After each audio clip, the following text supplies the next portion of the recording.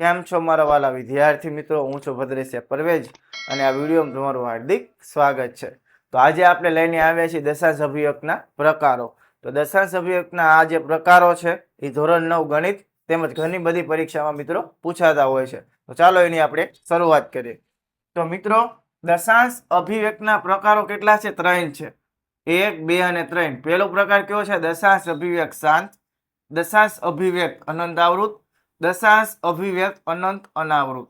હવે આના વિશેની હું તમને સમજૂતી આપવાનો છું. તો પહેલો પ્રકાર આપણે શરૂઆત કરી દશાંશ અભિવ્યક્ત શાંત. હવે મિત્રો અહીં લખ્યું છે દશાંશ અભિવ્યક્ત શાંત એટલે શું?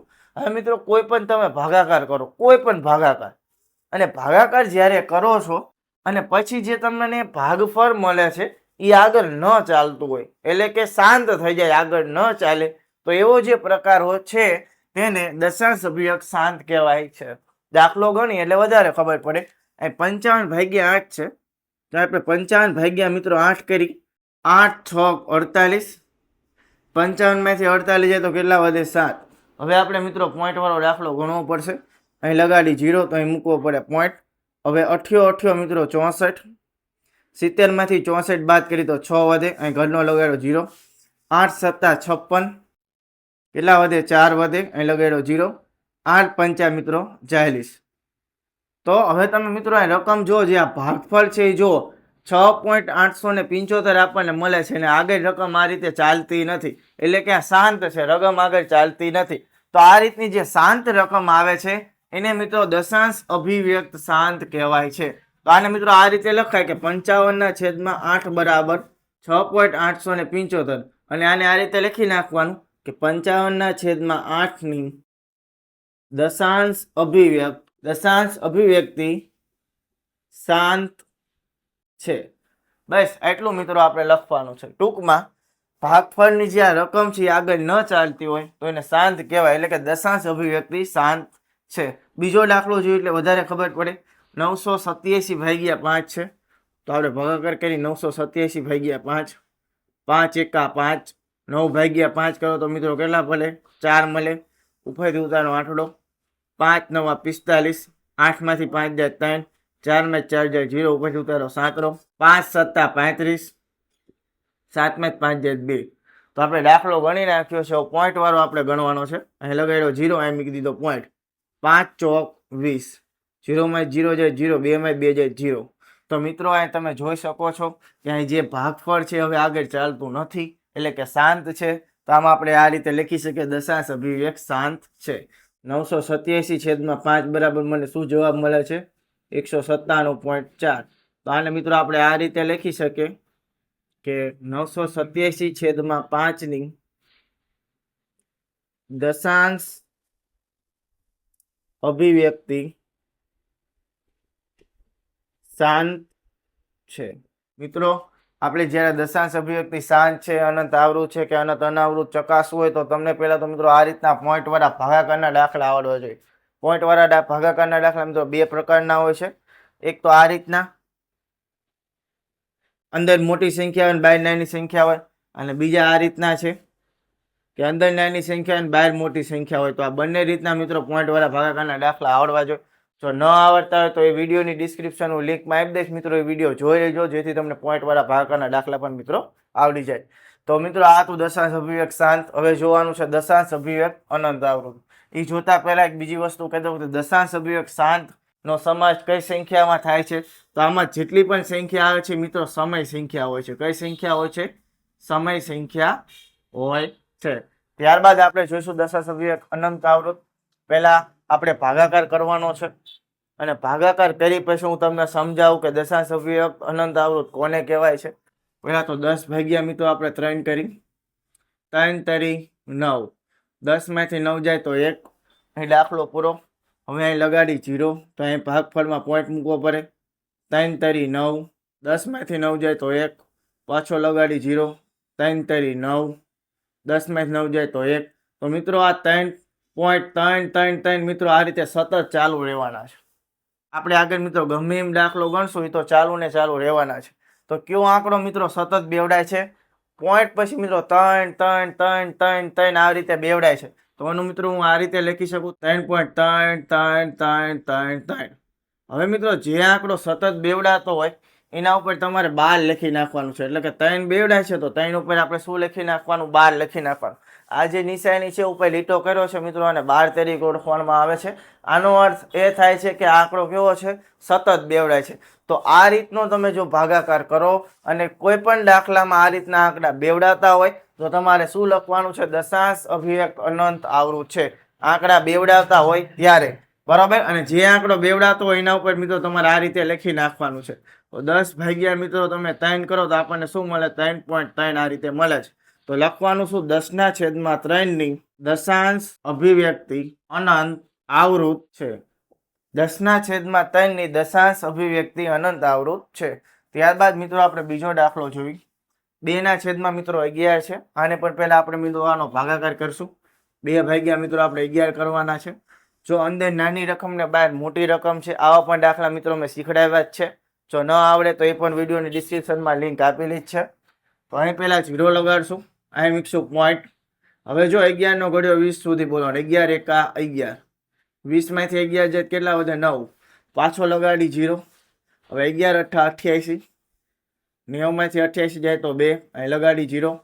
11 એકા 11, અહીં પાછો આપણને 9 વધશે, અહીં લગાડી 0. 11 અઠ્ઠા 88 તો 2 વધશે.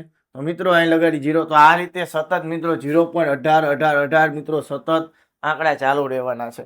તો આપણે મિત્રો 0.18 આ રીતે તમે ભાગ ચાલવશો એટલે મિત્રો આ સતત ચાલુ જ રહેવાના છે.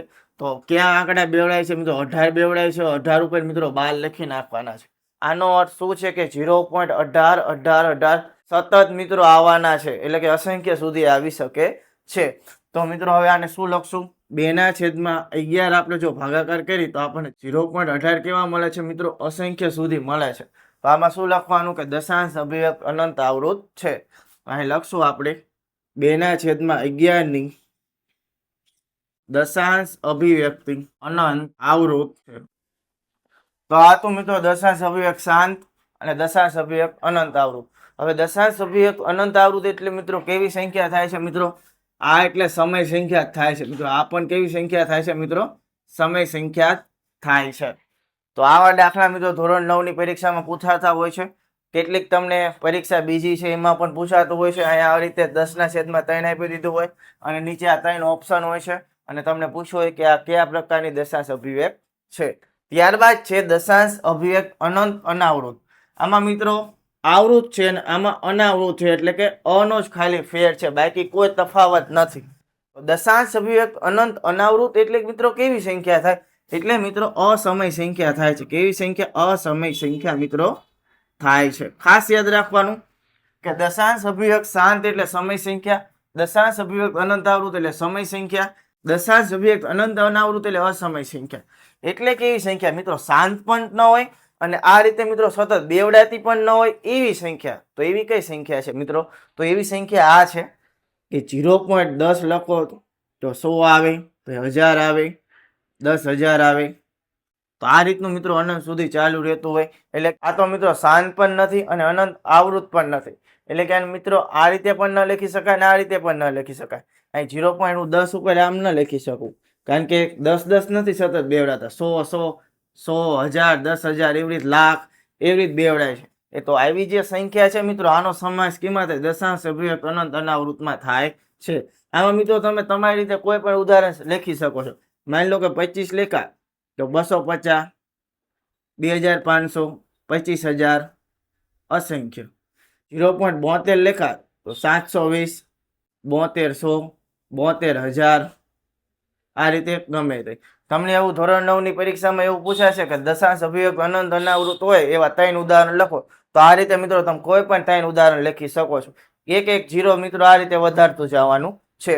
તો મિત્રો આ ખાસ યાદ રાખવાનું છે. અસમય સંખ્યા બીજી આ રીતની સંખ્યાનો પણ સમાવેશ થાય છે કે જેનું વર્ગમૂળ મિત્રો ન નીકળે, તેમજ પાઈનો પણ મિત્રો સમાવેશ થાય છે. તો મિત્રો આ લેક્ચરમાં મિત્રો આપણે શું જોયું? દશાંશ અભિવ્યક્ત શાંત કોને કહેવાય, દશાંશ અભિવ્યક્ત અનંત આવૃત કોને કહેવાય, દશાંશ અભિવ્યક્ત અનંત અનાવૃત કોને કહેવાય, તે વસ્તુ મિત્રો આપણે જોઈ છે. હજુ થોડાક બીજા આપણે મિત્રો દાખલા જોવાના છે.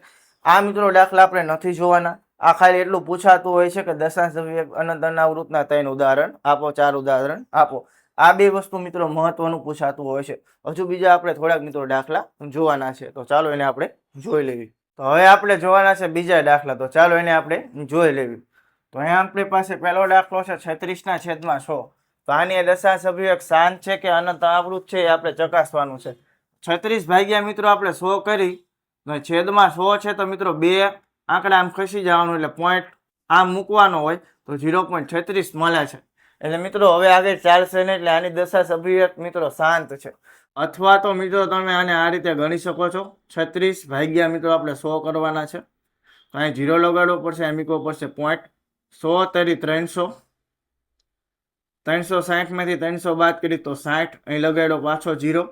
100 600 બાદ બાકી 0 0 0, તો 0.36 જ મળવાના છે. તો 36/100 આપણે કરી તો મિત્રો આપણને કેટલા મળે? 0.36 મળે. તો શું લખશું મિત્રો? એટલે કે શાંત છે. હવે આગળ ચાલવાનું નથી, એટલે દશાંશ અભિવ્યક્તિ મિત્રો શાંત છે. તો 36/100 ની દશાંશ અભિવ્યક્તિ શાંત છે. 36/100 ની દશાંશ અભિવ્યક્તિ કેવી છે મિત્રો? શાંત છે. ત્યારબાદ 1 ભાગ્યા મિત્રો આપણે 11 કરવાના છે. 1 ને આપણે અંદર મૂકશું, 11 ને બહાર. ભાગ નહીં ચાલે એટલે મિત્રો અહીં લગાડી 0, અહીં મૂકો પોઈન્ટ.